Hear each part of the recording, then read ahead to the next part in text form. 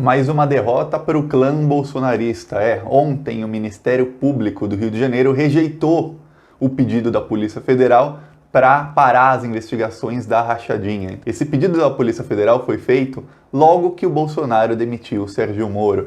Hoje veio uma nova informação da Folha. Olha só, eu estou falando, a mídia está começando a bater no Bolsonaro igual fazia na véspera do impeachment com o PT. Eles estão começando a investigar por eles mesmos, não estão esperando alguém trazer informação, não, eles estão indo investigando. A informação da Folha de hoje mostra que o Queiroz e o Flávio Bolsonaro ficaram sabendo no ano passado, o Bolsonaro já era presidente, de uma investigação que citava o Queiroz e que eles ficaram sabendo disso quando a investigação ainda era sigilosa, ou seja, quando ninguém podia saber sobre isso. Então a tal da interferência na Polícia Federal, os relatórios de inteligência que o Bolsonaro disse que quer receber, esses relatórios ilegais, já estavam sendo recebidos. A interferência que ele quer agora é parar tudo. Assim, não me investiguem, não descubram mais coisas sobre mim. É muito difícil ficar escondendo. Ele sofreu essa derrota, a investigação do Ministério Público vai continuar. Lembra em agosto do ano passado, quando o Bolsonaro trocou o superintendente da Polícia Federal do Rio de Janeiro? Muita gente talvez não lembre, mas em agosto, no meio daquela confusão que tinha o fogo na Amazônia, o Bolsonaro trocou o superintendente. E ninguém entendeu muito por que ele fez isso naquele momento.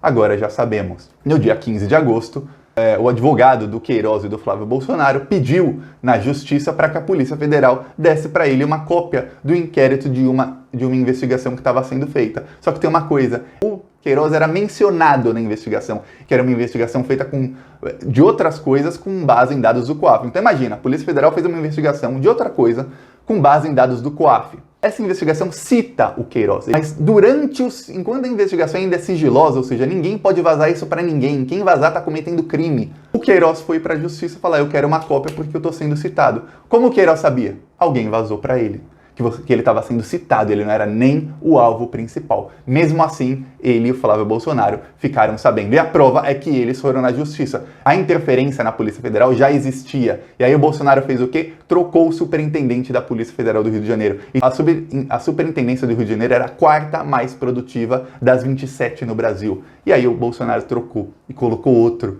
que foi depor e falou que ele teve uma conversa com o Bolsonaro e que ele não entendeu muito bem essa conversa porque o Bolsonaro só conversou com ele, não conversou com nenhum dos outros 26 superintendentes. Ele falou, pô, estranho. Ele disse que não interferiu em nada, mas logo depois que o Bolsonaro soube que o Queiroz foi mencionado em investigação, ele trocou o superintendente. O Bolsonaro não queria ficar sabendo de novas investigações, como a gente está pensando, porque até então as denúncias do Sérgio Moro é de que o Bolsonaro ele quer ficar sabendo sobre quem está investigando ele e os amigos dele. Mas ele já sabia. O problema é que ficar escondendo prova é muito difícil, porque às vezes quando se comete um crime não tem como esconder, o crime está ali e quem investigar vai achar. E agora a gente já sabe que ele quer parar a investigação, ele quer colocar um cara ali que fala, para, não se investigue, porque o Bolsonaro não quer mais seu trabalho de ficar destruindo provas, ele quer que seja escancarado mesmo e que se pare de investigar. Então, já temos mais denúncias contra o Bolsonaro e isso tudo, não se preocupe, isso tudo está sendo anexado na investigação das denúncias do Sérgio Moro contra o Bolsonaro. Então, aquela investigação que era uma coisa pequena começa a ficar cada vez maior. E eu falei aqui faz 2, 3 dias, eu falei, essa investigação já está muito maior, porque já trouxeram o submundo das milícias para o centro dessa investigação. Só que cada vez mais vai vindo coisa. O que a gente está esperando, e eu estou ansioso por isso, que as investigações acabem e que finalmente se ofereça a denúncia e que finalmente alguém seja preso, porque é uma vergonha que depois de tanto tempo o Queiroz ainda esteja solto. Não apenas solto, o Queiroz está solto e pagando tratamento no melhor hospital do Brasil, que uma diária custa R$5.000, pagando em cash, em dinheiro vivo. E o hospital não faz nada, não pergunta onde é que você recebeu esse dinheiro, não, simplesmente aceita dinheiro sujo. De Bolsonaro foi ontem lá fazer piada, tem uma coisa, um adendo aqui, antes de acabar o vídeo.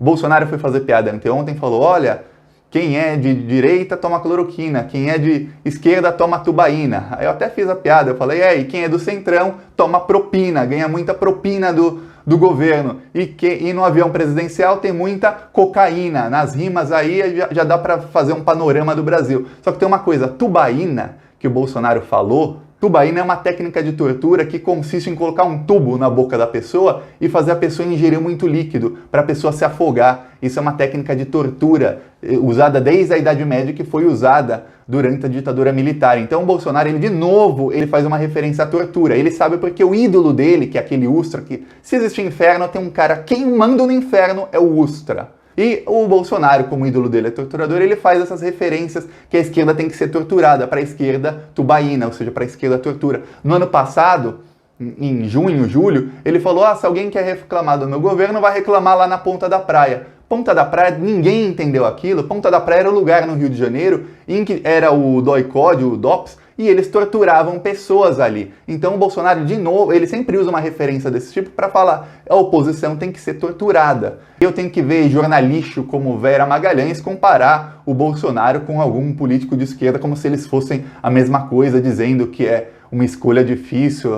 Não, não é. Esse pessoal apoiou o fascismo, eles sabiam que o Bolsonaro era fascista, sabiam que ele queria ser ditador. O Mourão já tinha discurso de ditadura muito antes de ser vice do Bolsonaro e eles apoiaram isso. Então eles são cúmplices. Agora eles estão começando uma campanha contra o bolsonarismo, então estamos juntos. Mas lembre-se, você que é da esquerda, você que é contra o Bolsonaro, nós somos aliados na luta contra o fascismo. Acabou essa luta, eles são inimigos públicos. A imprensa é inimiga pública número 1 da esquerda, porque a imprensa é quem implantou o fascismo para tirar a esquerda, porque para tirar a esquerda valia tudo.